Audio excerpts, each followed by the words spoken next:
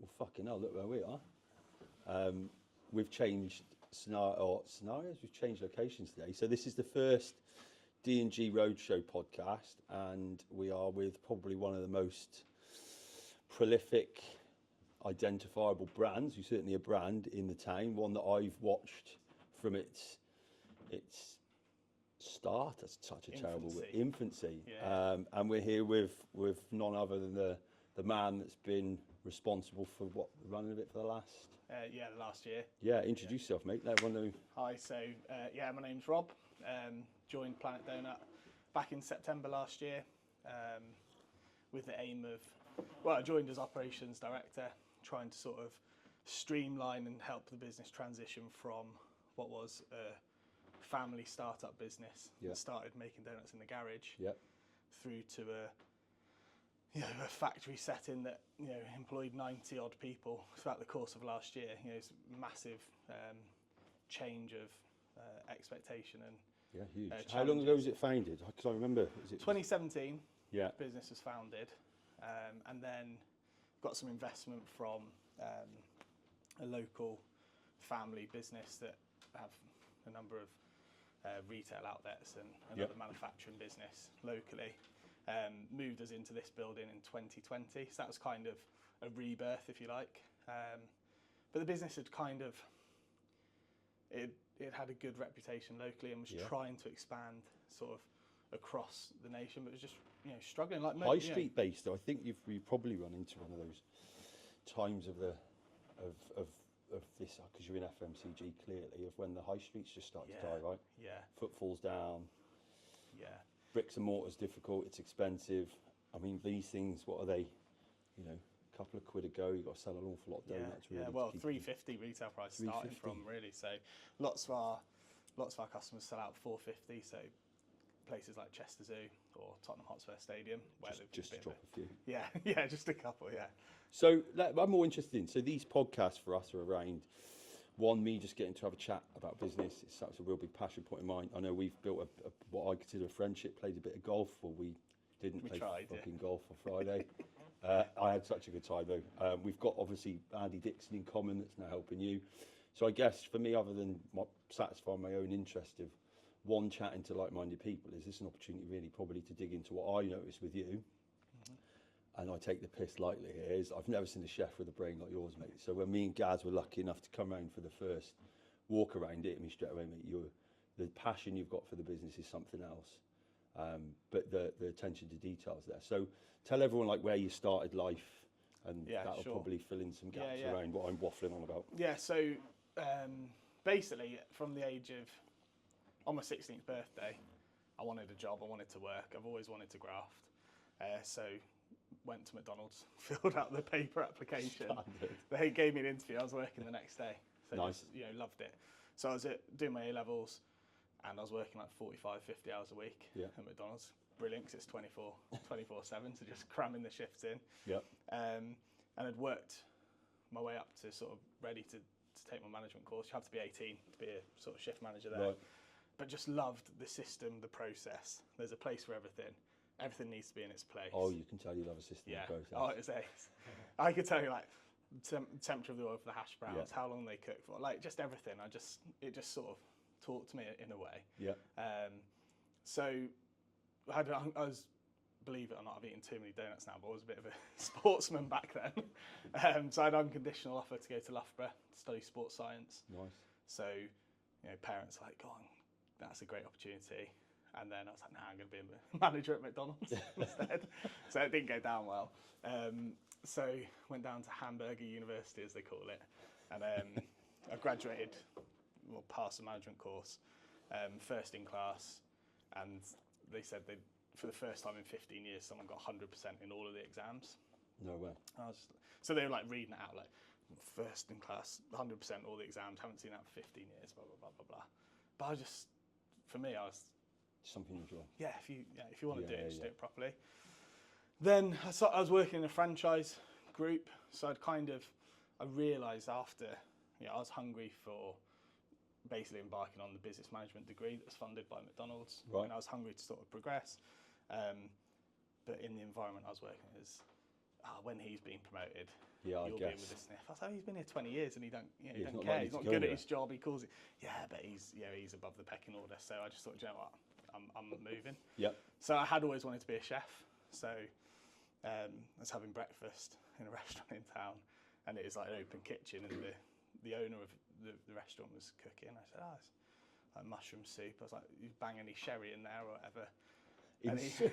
yeah, mushroom and sherry soup, lovely. What? And he was like, oh, it's a good idea. He said, are you looking for a job? I was like, I am actually. He said, do you want to start? I was like, yeah, I'll start on Saturday. So I just started. Which restaurant was this? This is the pantry. So it's now Umai. Yeah, I remember the pantry. Yeah. Yeah. So a guy Thank called... God, not disrespect if you ever watch this, who it is, but Umai's the bollocks, isn't it? Yeah, it's It's nice. really Yeah. good. So that was the pantry. So then, So Dan and that's where it Harry, started. Ran that. So Dan was the chef, good pedigree, good classically trained chef. He owned half the business with Harry, who was like the front of house. Again, from good pedigree of like cocktail restaurants and stuff. And they sort of trained me up to, operate how they wanted to, and effectively ran the business for a period of time. It was great laugh. 6 days a week. When was this then? This would have been... Because Umai's been there a while. Yeah, it might have been there a while. I would say probably 12 years ago. Fine. Yeah. And then on from the pantry, I know I'm going to cut to this. How did you end up at Draper's Hall? Because I think that was the move before here, right? Yes. Well, so from the pantry, I went into development chef work in like a food manufacturing setting. So right. a couple of our regular You customers. spoke about this. Yeah, a couple of regular customers had like asked for a bit of help on some recipes. Yeah. Helped with recipes. Won Great Taste Award. They're like, you need to come work for us. So it was straight from working 6 days a week. I'm not shy of working, but the lifestyle wasn't great. You finish 16, 17 hour shift, down the pub with the other chefs on the beers, finish at 2:30, home, up at 6, back in. It's just a hamster wheel. So I thought, actually, I'll go and do some production cooking. Won a load of Great Taste Awards. It was like a small version of Charlie Bingham's. Yeah. Like only 1.5 million turnover business, but supplying Harrods, Fortnum Mason, Selfridges. Yeah. Some good pedigree of customer. And then an opportunity arose in a health food manufacturing business, so I moved over to that. So I'd kind of quickly gone from fast food restaurant into Covering the sector. small owned restaurant Building into that experience. food production and sort of, just pushing boundaries. But I mean, I think what we've done in the year that I've been here, lots of business, probably particularly small business, probably take 3 or 4 years. I'd agree. To sort of But I make think that. if you go back to what it is, and it probably with some of the things and the ability, the guys will be behind the camera laughing at some of this because today was one of those stressful days. It bends on us, but your ability then to implement stuff pretty quickly is built off the fact you've had 10, 15 years broadly spreading yourself, learning loads of different things, and then all of a sudden you're using that to cook up what you've cooked up here. So So Draper's, to answer your question on Draper's. So I was in the health food business. It was owned by a husband and wife team. Basically they started it from a business plan and backed themselves and worked really hard to create a really successful business. Great business really. But after there was a lot of graft, and after like 4 years working for them, I was the second employee of them. Right. For them, and I just kind of said flippantly, I was just like, I can't do this forever. Lugging. Yeah. It was a graft. Making hundreds of tons worth of protein shakes. Essentially, it was all hand chopped, blended, mixed. Right. It was really in a factory it was a lovely factory, but it's not like a cool environment like making donuts. You know what I mean? Yeah. And because we had heavily automated systems, it was a team of 5 of us, running a multi-million-pound production facility, which was great, but I kind of wanted a bit more. So he said, well, let's buy a restaurant. I was like, all right, great. That sounds like a great idea. Right.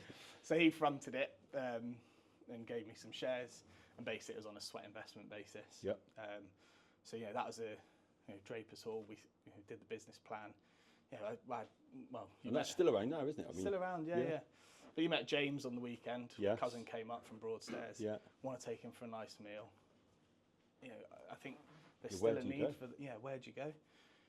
Everywhere's hit and miss. Well, not some places are hit and miss. I love dough and oil, but do you want to go for a special pizza? It's it's great on it. Other than that, Ikaries, you're in a bit of brisket beef. Yeah. Umai sushi. Yeah, there's Beefy Boys burgers. Yeah, It's which just is not- great, but it's it's alright if you're like, alright to lick all the grease off your elbows and Yeah. stuff. So yeah, I guess that was where we had identified the need.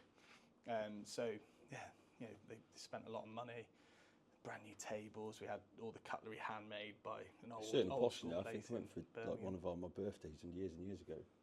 But I guess if you then round this up then from Mackey's Yeah, through into production, sports nutrition, health, certainly fine dining. Yeah, Draper's I'd was say definitely so, fine yeah, dining. To I was just going to say it's not just donuts because these things, and we're going to eat some in a minute, but like they're like masterpiece, aren't they? We've also got someone we want to speak to in a minute, the marketing manager, who's been pretty integral in all this because I absolutely love the branding. But I think it's probably worth talking about now. What was your? I know what these are questions about because I know where you are now. I'm looking at you can't see these out of shot, but where this started and what is on the wall, they're miles apart with what you've taken it. So what was your vision when you come here? Was where this is? So we'll flash some of these pictures up shortly. Yeah. As it'll do a thing. But was that already in your mind when you come here? Was it something you were thinking about how the business could like diverse, or was it firmly still stuck with like the whole sweet treat yeah. I think dessert space? interesting question, really. I think the first thing I needed to do was sort of get control and consistency, and we did actually slash the range massively. Yep. And sort of stripped it down to a core range of 12 and wanted to be data led. So what do the people want? Yeah. What sells fastest? Yeah, what sells fastest? And we created a range of 12 that we thought was quite diverse, but open for feedback with the aim of in 3 months' time we'll diversify, review, and now we sit with our core range of 20. We're developing a new core range of 5 totally different donuts into next year, and that's I think the first week I was here we made 52 different donuts. I was like, this is crazy. Like, how can we do this efficiently? Yeah. It's organised. I love the ambition, but we can't scale the business if we're just so chaotic. So it was kind of like a bit of a step back and sort of reevaluate where we were. And the business owners had kind of, were keen to work on brownies and cookies and sort of expand the bakery, as it were. But I saw it as a totally, it's a standalone operation. Yes, it's a bakery, but it's a donut bakery. If you go to some of the independent bakeries in town, which are fantastic, they're oven based. They don't have deep fat fryers, and they won't produce donuts. So I just wanted to stick to what we're good at and try and explore everything fried dough. So with that, you need to start getting a bit creative. And, we can't just keep putting Rolos or Kinder Buenos on donuts and saying, there you go, there's a donut. That's going to have a shelf life. Probably not going to be here in 18 months' time. Donut, it's like a thing of they are nice, absolute beauty. We just wanted to get we we manufacture a bespoke product for Hungry Horse pub chain, so they're owned by Green King. Green King, Google them. They're massive institution, I'd say, of the British restaurant scene. So we make a bespoke product for Hungry Horse, and that's a product that we supply as an ingredient. So they cut it in half, fill it with ice cream, fresh strawberries, and then we've turned our donuts can only be sold for a certain price. But this can now be sold as a sharing dessert. They can sell it for £8. They can make the restaurant margin that they need to make. So just trying to think of different ways. So we've got a couple of really interesting products that we're working on this week that are more around that £10 price point that can be sold in a restaurant for those sharing like grand desserts that we can produce at a manufacturer's cost. And the restaurant's getting their 70 to 80%. So and just delighting the consumer in a big way. Delighting the consumer, and sticking to fried dough because, fine, we could invest in ovens and invest in the machinery and train the staff, etc., etc. But then what are we? What's our identity? So the savoury donuts is a massive twist on that as well. And this is the turning point because literally I love eggs, bagels, those sorts of things. So this is where you probably shifted onto, isn't it? This is what some of these pictures will take. Gaz has taken some pictures, so we'll flash these up with people. So we started with essentially making trying to think how can we propose something that a restaurant group will think, that'll do, that makes sense. And pancakes was what came to my mind. So you can get some great homemade pancakes, but as restaurants are trying to, well, particularly in hotel kitchens, your breakfast chef is not necessarily your big earner. It's not your head chef. It's not your sous chef. It's a glorified pot wash in many situations, and they're not whipping up fresh pancake batter. So buying good quality pancakes, frozen, defrosting, heating them up, serving them with some scrambled egg, great. I was just trying to think of ways that we could do something that can just put a twist. So yeah, you're just defrosting it and putting scrambled egg on it, but there's a point of difference. So then your chef that isn't your head chef, he's knocking out some blueberry donut pancake hybrid, and customers thinking, oh, I've not had this before. Yeah. And all of a sudden you remove and this is where that broad knowledge you talk about comes into changing and probably being able to spot a different path for what where this business started. Yeah, I think so. And that led into savoury, so burger bun carriers. So one of the chefs at Chelsea Football Club, he got well on board with the savoury burgers, so they've listed that this season. London Stadium did a savoury donut burger. For and then all of a sudden the brand's in it, and the brand's visible, right, at point of sale or point of consumption is probably better. So we do. Again, we want to push the brand, but it's not the be all and end all, because ultimately, if a customer wants to sell it white label, you can, and they pay their bill, that's cracking. If they're buying thousands of donuts. But you've certainly, through it though, I think would it be wrong in saying you've definitely raised the awareness of the brand? I think so. Yeah, I think so. I think the closure of the shops locally was probably a negative impact on the brand. It wasn't a tough decision to. Led by data, I guess. Led by data, and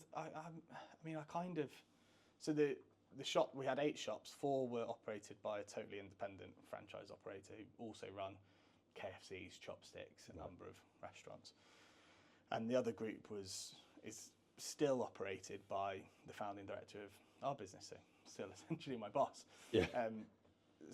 But I sympathise, because having a brick and mortar site to just sell donuts is really difficult, especially when life after COVID, especially with minimum wage increases, and where lots of these retail outlets everything's do rely against on you as a business owner operating there. Rent and rates go up, and so I do. It's really difficult. It's no surprise that Krispy Kreme work on a cabinet basis, and pay rent for about a metre squared. Yeah, that's probably got what? Have they even got a flagship store anywhere these days? They've got one in Oxford Street. Yeah, there you go. Yeah, bang in the middle. They got a couple at like train stations and really high. But again, as well as I do, that's a marketing exercise. It's a branding exercise, isn't it? It's just topping up that way to still stay relevant. So I think the brand has taken a hit undeniably, particularly locally. So we're trying to. The business is going from strength to strength. We're trying to be more accessible online, reduce the price point, so you can buy online for what you could have bought in store. Yeah, and we're taking a big hit on that. We're paying for the shipping like FedEx £6. Oh mate, don't plus start. VAT. Do you know what I mean? It cripples you. But it's we want our customers to still be able to buy Planet Doughnut. So we're working on a few like innovative solutions. Yes, you've got the trailer, right? You've been doing events. Yeah, so we got the horse box converted. The horse box is pretty cool. You saying you and your wife were like. Yeah, we went to Alderfest. Yeah, well, Alice came as well, and then Alice was enjoying. Who are you watching? S Club 7. Yeah. What? An example. Are they still alive? Luckily, I couldn't see the stage from in the horse box. Yeah, I was like, Alice, we've got this. Yeah. So I converted Alice sourced the horse box. It was the most structurally sound one we saw, and then we converted it and. It looks good. Yeah, we'll cool. get some pictures, and for Alice, we'll share some of this. Yeah. So that's good for supporting it. We supported it at the Green King Golf Day at Celtic Manor. Yeah. Raised a lot of money for Macmillan Cancer. I think it was a total 490 grand we raised, and we were quite a big part in on-course activities and paying to be there. And then on Friday we were smashing mini donuts for golf clubs. Yeah, it's quite cool. Yeah, we'll put that up. Yeah, brilliant. Just trying to figure out how you kind of pushed it down and not hit it, because it just disintegrated. It did, yeah. Who won that in the end? No. I came second, didn't I? You did. Second closest. I didn't see it. Didn't happen. You hit it with your 3 wood, right? Yeah, clipped it. So I guess before we also we'll try some donuts, but keen to speak to Alice. But I guess anyone watching them, what are a couple of free mantras, or what's a handful of mantras that you live by as now probably a business leader, I guess? Yeah. What nuggets of of wisdom would you offer to people watching this? I think I try and lead by example the best I can. So I'd say you do that well. I like to be like first in, last out. That's proper Hold old on, school. Will. Is that? Yeah, we're getting nods. That's you know, that is old school, and you can't judge. Do you think that comes from being in the kitchen as being a head chef and stuff? Yeah. Because that's pretty. We were talking about that on Friday. Yeah, I'd say so. And I am like sensible enough to acknowledge that input isn't just based on hours worked. Yeah. But for me, you know, I'm quite demanding, and I feel that if I don't hold myself to the high standards, how can you ask of anyone else? I share the same value. So this morning I was up at 3, working at home. That's ridiculous. That means I got an email at 4:30 this morning, so I can vouch for that. Fuck it. Do you actually sleep though? Because he doesn't. So it was like. No, I do. Well, the problem was I went to bed at 9:30 last night. So, mate, I went to bed at 8:30 and you wake up till 9 this morning. Can't do it. Meg's like, we need an early night, but I'm just there like awake at 12, glued. awake at 1. But would you not say, not to stereotype, to come back to the question, do you not come back to being excited about coming to work? Yeah, I love my job. That's rare, right? Yeah, it is. And I think I love it because it pushes me. It is challenging. Yes, stress levels sometimes are high. But it's the right amount of stress, right? Yeah, I'd say so. Good. We get to play golf on a Friday, don't we? So. We'll try. What more could you want? Got less than now. So you literally, lead by the front. Yeah, I think I try to. I'm a bit of a control freak, and sometimes it's hard for people to keep up or people to make their own decision because they think we don't want to make the decision in case he's going to get pissed off or whatever. But I'm trying to now sort of think, as long as you're applying logic, if there's logic behind the decision, I'll back you up 100% of the time. Yeah. And then you can explain it. Then it's not been an emotional car crash, is it? And you can sit and review and say, well, that's all you had to go from at the time, and then you. Yeah. I'm so saying. like if the sales team's selling donuts at, selling to retail at 20% less than what our guide price is, as long as there's logic behind it, and they say, well, I had a look, and there's no one within marketing value, or we wasn't here, or we got to shit on our competitor's doorstep. Or... And they said I told them there's no rebates. There's no customer within 30-mile radius that's selling. Yeah. I think brilliant, great decision. That's a real big, I think that's probably a nugget I'd suggest to anyone who's a business leader, being quite holistic in your thinking, especially when you're in a place where you're trying to turn wine to water sometimes. Yeah. Is you've got to be quite fluid. For those, I don't think either of us, I didn't go to business school or anything, still don't get it right. And the reason I looked at Gaz, you talk about control freak, he has to deal with my stress levels all the time. In fact, we noticed yesterday, because I think I started doing this, didn't I, in a meeting? And so everyone jumped in at that point. Cause, oh, shit. Yeah. So I share that. But I think, I think that for me, pulling out something you said is just being able to zoom out.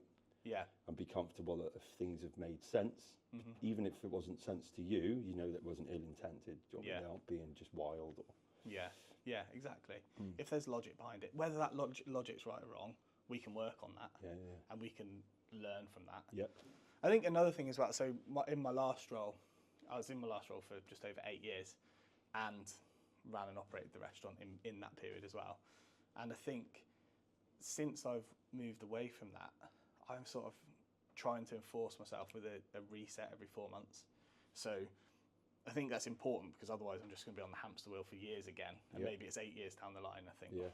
So every 4 months I'm kind of total reset, look at my habits, look at what's going well, what isn't going well, what work relationships. This is inside and out of work then? Yeah, inside and out of work. Okay. So, it's quite good. The last 8 months, got a gym membership, I'm not using it. So I was like, I'll get to work. But do you, and we talk about this, do you feel like you've probably in that path that 8 months required your time to be here, and now I certainly see the business has shifted on. It's probably like a place where it can drift a little, not in a negative way, and give you some of your time back to then probably go, right, now's the time to enjoy it before you scale up again, and then you're probably time's demanded back in the business. Yeah. Hopefully. Yeah, Fingers crossed. I think little things like I was coming to work as early as I could. Or you just didn't use your gym membership because you're lazy. Well, no, I was coming to work as early as I could. And then, it's still 7:30, 8:30, and I'm still in the office. Yeah. Because once you're here, there's never ending. So I am trying now. I am 3 times a week, get into the gym before work. But that's such a great habit. Everyone knows that. You don't need me to pretend that I've just invented that. It's not. So I read something this morning. If you do that before 8 o'clock or 7 o'clock, for 3 days running, your circadian rhythm gets reset enough that you suddenly don't hate getting up so early. Yeah.